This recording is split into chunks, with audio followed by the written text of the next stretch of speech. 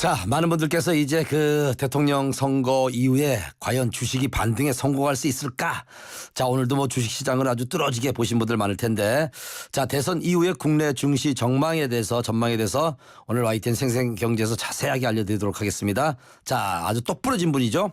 차영주 YG 경제연구소장 연결돼 있습니다. 안녕하세요. 예, 안녕하십니까. 네. 차영주입니다. 오늘 아주 궁금한 게 많은데 속 시원하게 아주 좀 이야기 좀 해주시기 바랍니다. 예, 알겠습니다. 자, 일단 당선자가 확정이 됐고요. 정책적 불확실성도 이제 완화가 되고 투자 사이클이 재개되는 건 아니냐라고 이렇게 이야기하는 분들 많은데 어때요? 긍정적인 요소가 좀 될까요? 예, 그렇습니다. 부정적인 요소를 찾기는 쉽지 않을 것으로 보여집니다. 일단 아무래도 지금 현재 주식시장에 있어서 가장 큰 화두는, 오늘 새벽에 끝난 그 대통령 선거도 있습니다만, 지정 확정 리스크라든지 이런 것들이 시장에 있어서 가장 어려운 상황이었었죠. 네. 하지만 지금 다행스럽게도 지정 확정 리스크가 완화 국면으로 갈 수 있다라는 어떤 기대감, 이런 것들이 나타나면서 글로벌 증시가 동반해서 상승하는 흐름들이 나타난다라고 볼 수 있겠죠. 이와 덧붙여서 앞서 언급하셨다시피 새로운 우리가 이제 대통령을 맞이하게 되지 않았습니까? 그렇죠. 이제 아직까지 정책이 나왔다라기보다는 공약 수준이긴 합니다만 공약과 관련된 주식들의 주가 탄력성이 상대적으로 강하면서 지수를 좀 이끌고 있기 때문에 전반적으로 국내 주식 시장은 글로벌 훈풍과 더불어서 국내 시장에 있어서의 어떤 공약 기대감 이런 것들이 맞물리면서 강한 흐름을 유지하고 있다. 이렇게 설명을 드릴 수가 자, 있겠습니다. 오늘 국내 증시 어떻습니까? 상황이? 예, 그렇습니다. 일단 국내 증시 같은 경우는 지금 현재 계속해서 플러스를 유지하고 있고요. 예. 한 2%대 상승 흐름들을 나타내고 있는데 이런 것들이 지금 현재 밀리지 않고 있는 것들을 봐서는 나쁘지 않다라고 말씀드릴 수가 있겠습니다. 네, 소장님. 근데 이제 그 보통 대통령 직선제가 시행되고 7번 대선 이후에 1년 차에는 주가가 상승하는 그런 경향을 보여왔다고 해요. 이번에도 예. 어떻게 주식이 좀 1년 동안 좀 좋은 흐름의 분위기가 될까요? 근데 그게 이제 여러분들 잘 보셔야 되는 게, 처음에 이제 직선제가 됐을 때만 하더라도, 1년 동안의 상승폭이 컸습니다. 네. 하지만, 그러니까 지금 이제 1년 동안 상승했다라는 게, 전체의 글로벌 시장 대비해서 약간 올랐다라는 정도거든요. 네. 큰 폭의 상승세를 시현하는 것은 시간이 갈수록 많이 줄어들었습니다. 그 이유를 아셔야 되는데, 과거처럼 물론 이제 대통령께서 우리나라의 전반적인 상황을 이끄시게 되겠습니다만, 경제라는 게 아무래도 정책에 의해서 움직이는 면이 과거보다는 많이 줄어들었다라는 면도 상당히 우리가 이제 낙관하기는 이르다라고 말씀드릴 수가 있겠죠. 윤석열 당선인께서는 또 그 선거 유세 중에 그랬죠. 경제는 대통령이 이끄는 게 아니다라고 나름대로 선을 그셨기 때문에 네. 그런 부분들에 대한 과도한 기대는 조금 경계해야 되지 않을까 말씀드릴 수가 있겠습니다. 자, 그래도 이제 기대를 하시는 분들 많은데, 근데 문제는 이제 올해 불확실성이 많잖아요. 전쟁도 있고 글로벌 긴축도 있고 상품 가격 급등 대외적인 요인들이 참 많은데 어때요? 이런 것들이 주식에 계속해서 좀 앞으로 좀 안 좋은 영향을 미치지 않을까요? 그렇습니다. 일단은 지금 지금 지정학적 리스크에 대한 부분들, 아직까지 이제 완화적인 부분들이 좀 고개를 들긴 했습니다만, 네. 아직까지 끝난 것은 아니죠. 또 그리고 의외의 방향으로 또 전환이 될 가능성도 배제할 수 없기 때문에, 현재 지금 전쟁 이슈라고 불리우는 것들에 대해서는 상당히 조심스럽죠. 이 전쟁 이슈가 이렇게 지금 주식 시장에서 지속적으로 악재를 끌고 있는 것이 네. 상품 가격이라든지 원재료 가격 급등 때문에 그렇습니다. 그렇죠. 네. 지금 이제 다양한 부분에 지금 저도 엊그제 기름을 넣는데 1,897원에 기름을 넣었거든요. 예, 깜짝 그러니까 얼마 놀랐어요. 전까지만 해도 1,600원대 후반에 넣었다가 200원이 훌쩍 오른 걸 보고 깜짝 놀랐습니다. 그렇죠. 현재 지금 이렇게 유가가 올라가게 된다라면 우리나라 같이 수출 주도형 국가에 있어서는 전반적으로 원재료 가격의 상승이라든지 물류 비용의 증가라든지 이런 것들이 기업의 실적을 조금 갉아먹을 수 있다라고 보여지는 거죠. 더군다나 지금 이제 우리나라 같은 경우 1, 2월 무역 적자가 이제 시현이 됐는데요. 수출은 많이 늘었습니다. 수입이 늘어난 것은 아닌데 우리의 주요 수입 품목인 원재료 가격이 급등하다 보니까 이 가격 상승에 따른 무역 적자가 이루어졌다는 거죠. 그렇죠. 이렇게 지속적으로 이루어지면서 무역 적자가 이루어지게 된다라면 전체적으로 봤을 때 우리나라의 외환 보유고도 흔들릴 가능성도 배제할 수 없거든요. 이런 것들이 주식시장에서는 지속적인 악재다. 그렇게 말씀드릴 수가 있겠죠. 더군다나 이제 다음 주 네. 수요일과 목요일 미국의 FOMC 회의가 열리는데요. 여기서 지금 이제 물론 아직까지 이제 다양한 변수들이 있습니다. 설왕설래하는 부분들이 있는데 있는데 네. 이러한 부분들에 있어서 어찌됐든 미국이 금리 인상 기조라든지 아니면 지금 가장 우려시하고 있는 대차 대표 축소에 관련된 부분들 이런 부분들이 증시에 있어서는 여전히 불확실성이다 이렇게 좀 말씀드릴 수가 있겠죠. 네. 이런 것과 덧붙여서 지금 이제 우리나라의 이제 그 금리 현황 네. 지금 이제 이주열 하는 총재가 3월 말로 임기가 끝나거든요. 그럼 이제 새 정부 출범과 더불어서 우리나라의 하는 총재도 이제 새롭게 임명이 되실 텐데 지금 우리나라의 어떤 현황을 봤을 때는 금리 인상, 그러니까 국내에서의 금리 인상이 녹록치 않지만 그렇죠. 미국이 공격적으로 금리 인상을 하게 된다라면 우리가 이제 3월 달에 숙제를 떠안게 되는 거죠. 네. 결국 미국이 25bp나 50bp를 금리 인상을 하게 되면 우리도 글로벌 자금의 유출을 막기 위해서라도 금리를 어쩔 수 없이 올려야 된다라는 어떤 그런 부분들 이런 것들이 현재 지금 주식시장과 글로벌 경기에 있어서는 다양한 변수다 이렇게 설명을 드릴 수가 있겠습니다. 이 차영주 소장님 이야기 들어보면 앞날이 좀 이렇게 밝지만 않은데 그래도 지피지기면 백전백승이라고요. 일단 네. 뭐 우리 윤석열 대통령이 이제 공약한 것 중에 예. 경기 부양 뭐 성장 정책, 부동산, 탄소 중립, 금융 선진화 이쪽으로 관련된 주식이 이제 앞으로 장이 좋지 않을까? 저는 그렇게 생각하는데 어떻습니까? 아무래도 우리가 이제 증시 격언에 정부 정책과 맞서지 말라라는 격언이 있는데 그런 얘기는 결국 정부 정책에 맞춰서 투자를 하면 좋은 수익을 거둘 수 있다라는 얘기가 되겠죠. 예. 결국 이제 새로운 당선인께서 정부 정책을 이제 수립하게 될 것이고요. 거기에 맞춰서 정부의 많은 물적, 인적 자원들이 몰릴 것으로 보여지기 때문에 관련 이제 정책에 따른 수혜가 나타날 것으로 보여집니다. 네. 일단 중요한 것은 지금 이제 오늘까지는 공약 관련주들이 움직이는데요. 이 공약과 정책에는 아무래도 좀 괴리감이 있을 수밖에 없겠죠. 공약이라는 것은 현재 지금 당 차원에서 그리고 이제 선거 차원에서 어떤 만들어낸 거라면 네. 이제 당선인이 취임한 이후에 내각이 구성이 될 것이고요. 이런 내각의 구성인들이 결국 우리나라의 어떤 그 공무원들 분들과 여러 가지 또 얘기들을 나눠야 되고 또 전문가분들과도 또 다양한 얘기를 나눠야 되지 않겠습니까? 그러면서 이제 현실적인 정책이 완성이 될 텐데 우리가 지금 공약과 관련해서 너무 투자를 나서는 것은 조심스럽다. 결국 가을쯤 정책들이 그래요? 발표가 될 텐데 그러한 구체적인 정책을 보고 투자하시는 것이 현재로서는 좋지 않겠는가. 너무 공약과 관련해서 우리가 이제 솔직히 정치적인 상황과 정부의 정책적인 상황이 많은 변화를 나타냈던 것들을 보아왔기 때문에 네. 일단 기대감은 갖되 과연 실질적인 어떤 정책들이 나오느냐를 꼼꼼히 살피시는 것도 좋지 않을까 말씀드릴 수가 있겠습니다. 그런데 소장님 사실 벌써 오늘 그 삼부 토건 있잖아요.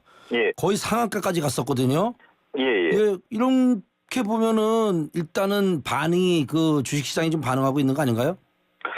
건설주 좀 말씀을 드려도 될까요? 예.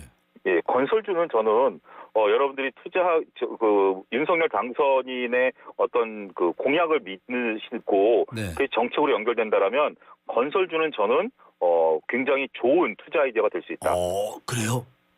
왜 무슨 얘기인 거 아니? 네. 건설 회사가 지금 이제 지금 그 여야가 서로 공약을 발표했을 때 건설업에 대해서 한 250만 호 그 주택 건설에 대한 공약을 내세웠거든요. 네. 그렇지만 지금 이재명 낙선자 같은 경우는 공공개발 위주로 그렇죠. 250만 호 건설하겠다라고 했고 윤석열 당선인 같은 경우는 50만 호는 공공, 네. 200만 호는 민간 건설로 하겠다라고 말씀을 하셨습니다. 그러면서 이제 지금 중대재해처벌법 지금 이제 현대산업개발이라든지 이런 것들이 연결되는데 이것도 좀 완화하신다라고 하고 네. 다양한 민간 주도로 재개발 재건축을 이제 시행하겠다. 그리고 이제 그 면적이라든지 이런 것도 풀어주겠다라고 하는 거죠. 여러분들 지금 이제 건설사들 같은 경우 지금 일부 해외 플랜트에 대한 기대감도 있습니다만 실질적으로 건설사들이 국내 아파트 건설에서 얼마를 이익을 내는지에 대해서는 아무도 모릅니다. 그렇죠. 우리가 노무현 정부 때부터 건설사들의 원가 공개를 해라라고 얘기를 했습니다만 건설사들이 아직까지 그걸 시행을 안 하고 있죠. 따라서 건설사들이 민간 개발을 하게 된다라면 이익을 막대하게 창출할 수 있죠. 저는 정치적인 견해를 떠나서 예. 대장동 사태를 보고 느낀 게 있습니다. 그게 이제 이익이 어디로 갔느냐에 대해서는 이제 재판 과정에서 밝혀질 거기 때문에 제가 말씀을 드린 부분은 아니지만 대장동 그 좁은 땅덩어리에서 어마어마한 이익이 발생했다라는 거죠. 예. 이게 그런 건설사들의 이익과 맞물려서 지금 윤석열 당선인과 하는 이제 해보면 건설사들의 민간 개발을 통한 이익은 늘어날 수 있기 때문에 네. 저는 윤석열 당선인의 가장 큰 수혜주는 건설주다 이렇게 말씀드릴 수가 있겠습니다. 조금 전에 말씀해 주셨던 현대산업개발도 오늘 기도 좀 거의 좀 올랐거든요. 좀 많이 한 8% 정도. 이런 것도 보면은 일단 그쪽 건설 종목에 좀 많은 분들이 관심을 좀 갖고 있다고 볼 수 있겠네요, 그렇죠? 예, 그렇습니다. 근데 이제 그 또 우리 윤석열 대통령께서 이제 방역 완화와 함께 이제 소상공인이나 자영업자를 대대적으로 지원하겠다고 했어요.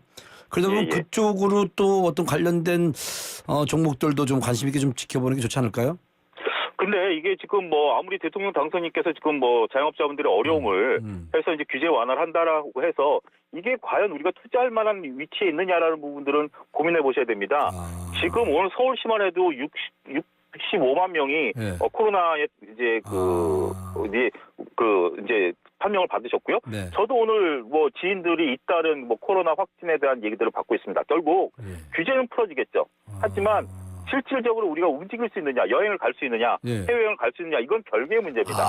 따라서 자영업자들을 풀어주겠다, 어려움을 이제 인식하시는 대통령 당선인의 큰 뜻은 이해를 하겠습니다만 실질적으로 우리가 그것을 바라보고 투자하기에는 투자 매력도가 과연 현실적이냐라는 부분들을 투자 여러분들이 잘 관철하셔야 되지 않을까 말씀드릴 수가 있겠습니다. 그래서 많은 분들이 이제 뭐 화장품이나 호텔, 뭐 카지노, 여행, 레저 업종 등에 좀 관심을 가져봐라. 이쪽이 이제 앞으로 좀 뭐 좋을 거다라는 이야기를 하는데 아직까지 이렇게 우리가 막 선뜻 이렇게 다가설 수는 없다 이 얘기네요. 더군다나 이런 주식들이 올라가기 위해서는 국내 소비만 갖고 안 됩니다. 결국 해외에 있으신 그 외국인들이 들어와 줘야 되고요. 그렇죠. 더군다나 우리나라도 외국으로 나가면서 이런 것들이 소비가 일어나야죠.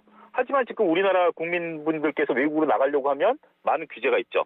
더군다나 또 외국 분들이 우리나라 여행 올리기 위해서는 아직까지 미국이 우리나라를 위험 단계로 선언한 것을 풀지 않았습니다. 예. 실질적으로 들어올 수 있는 한계는 없다라는 거죠.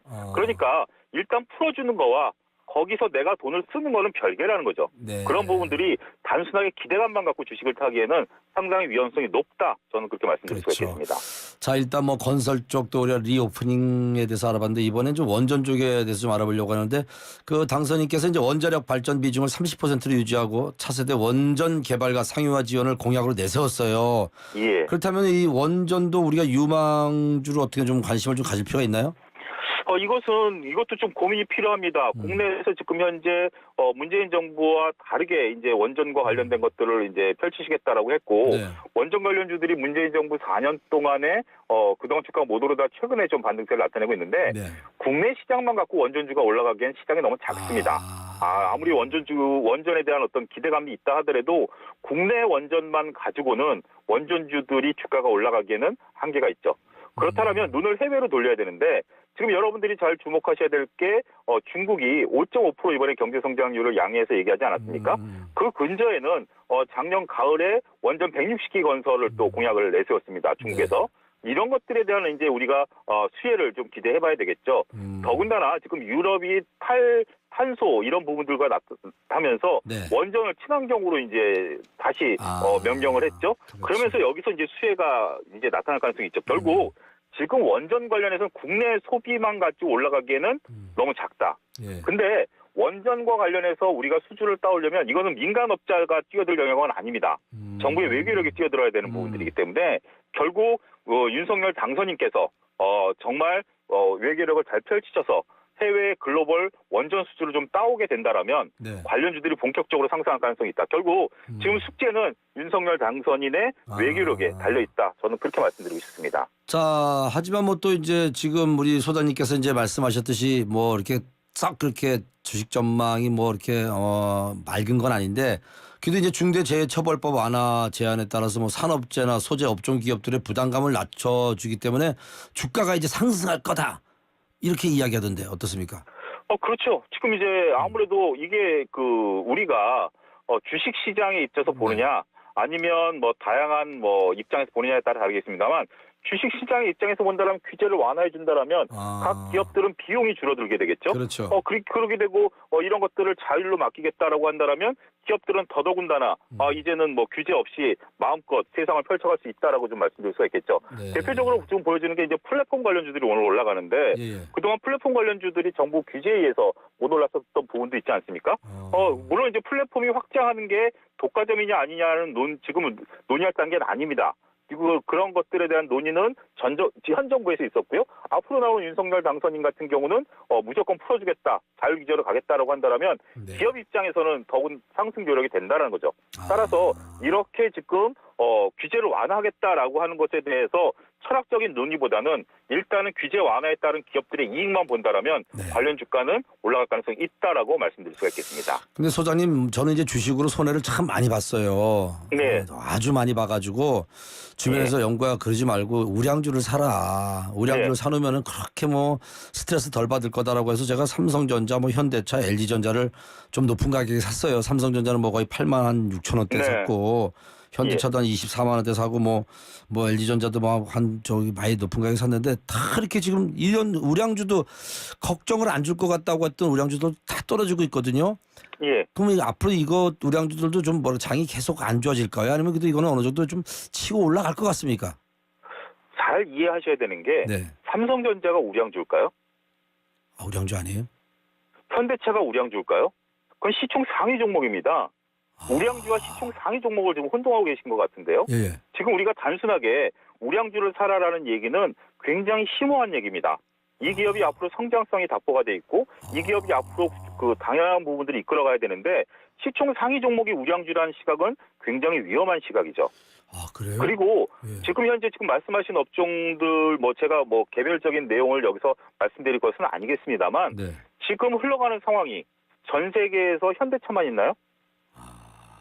뭐 그런 부분들을 보면 지금 많은 투자자분들의 오해가 우량주를 사라는 말은 그럴듯하게 들리죠. 예. 맞는 말입니다. 하지만 시가총액이 높다라고 해서 우량주로 보는 시각은 저는 받아들일 수 없는 논리다 말씀드릴 수가 있겠습니다. 야, 저는 진짜 우량주가 시가총액이 높으면 우량주라고 생각했는데 그게 아니군요. 예. 아, 그럼 소장님 어차피 오늘 이렇게 말씀해 주신 김에 소장님이 그러면 앞으로 정말 이런 쪽에 좀 관심 있게 봐라라고 다 거두절미하고 딱 좀 추천해 준다면 뭐 어떤 종목을 좀 관심 있게 볼까요? 저 개인적인 뇌피셜로 말씀드리면 저는 국내 주식 시장은 바닥을 잡아가고 있다라고 좀 보고 싶습니다. 네. 그러니까 지금 현재 우리가 PBR 일선을 안겠다라는 점이 굉장히 중요한데요. 그렇다면 지금 여러분들이 전쟁 수혜주, 그다음에 대통령 당선인의 수혜주 찾기에 나선다라고 보면 주식시장이 오히려 혼란스러울 수 있습니다. 저는 네. 주가가 바닥을 잡으면 일시에 다 올라오거든요. 그렇기 때문에 6개월에서 1년 정도를 바라보시고 네. 최소한 20, 30% 정도를 보겠다라고 한다면 저는 우량주 위주로, 그러니까 특히 대형주 위주로 투자하시는 것에 대해서는 그렇게 말려드리고 싶지는 않습니다. 많은 종목들이 올라올 가능성이 있고요. 하지만 수혜주를 찾는다라고 한다면 지금도 전쟁 수혜주를 찾다가 전쟁에 대한 리스크가 감소되면서 오늘 급브레이크가 걸리지 않았습니까? 그렇죠. 예. 이런 것들 때문에 단기 트레이딩을 한다는 것은 어렵습니다. 지금은 긴 호흡으로 쳐다보셔야 된다라고 말씀드릴 수가 있겠고 네. 개인적으로 좋게 보는 섹터는 2차전지 소재라든지 예. 건설, 그다음에 전장산업 이런 쪽들을 좀 보고 있습니다. 참 우리 그 차영주 소장님은 똑 부러지고 아주 똑똑해 보이시는데 그럼 지금까지 주식해서 실패한 적 없겠네요? 실패 많이 했죠. 저도 증권사 출신이기 때문에 예. 실패를 통해서 많이 배웠고요. 근데 제가 실패를 통해서 배운 것은 두 가지입니다. 주식 시장에 있어서는 많은 것을 믿지 말자. 두 번째는 때로는 원금을 지키는 것도 투자다. 이것을 좀 금과옥조로 삼고 있습니다. 원금을 지키는 게 투자다. 그럼 소장님은 하나만 더 여쭤보겠습니다. 그러면 예. 딱 마지노선이 내가 어느 정도 빠지면 판다. 뭐 이런 게 뭐 매도의 타입을 정해놓고 하십니까? 어떻게? 저는 제가 이제 제 책에서도 썼는데요. 저는 1년에 매매를 한두 번 정도밖에 안 합니다. 저는 일단 주식 시장에 있어서 개인 투자자들의 장점은 매번 주식을 참여할 필요가 없다라는 아주 큰 장점을 갖고 있거든요. 예. 따라서 저는 지금처럼 상황이 보이면 그러니까 긴 호흡으로 투여를 했다가 자금을 다 회수를 하죠. 그리고 사전에 저는 계획을 세웁니다. 우리가 주가가 올라가는 것에 많은 분들이 이제 취해서 주식을 사시는데 주가는 올라갈 확률보다 떨어질 확률이 더 높고요. 여기에 따른 리스크 관리를 하셔야 된다라면 주식 시장에서 항상 기회를 볼 수 있고 그 기회를 잡을 수 있게 될 확률이 높아진다. 이렇게 말씀드릴 수가 있겠습니다. 우리 차영주 와이즈 경제연구소 소장님과 이야기하니까 배울 게 많고 좀 자주 보고 싶네요. 하여튼간. 우리 하여튼 예, 영자 들어간 사람이 똑똑해. 영주 하여튼간. 맞습니다. 하여튼 오늘 고맙고요. 우리 청취자 여러분들께서도 많이 도움이 됐을 거라고 생각합니다. 소장님 감사합니다. 예, 감사합니다. 네, 지금까지 차영주 YG 경제연구소장님과 함께했습니다.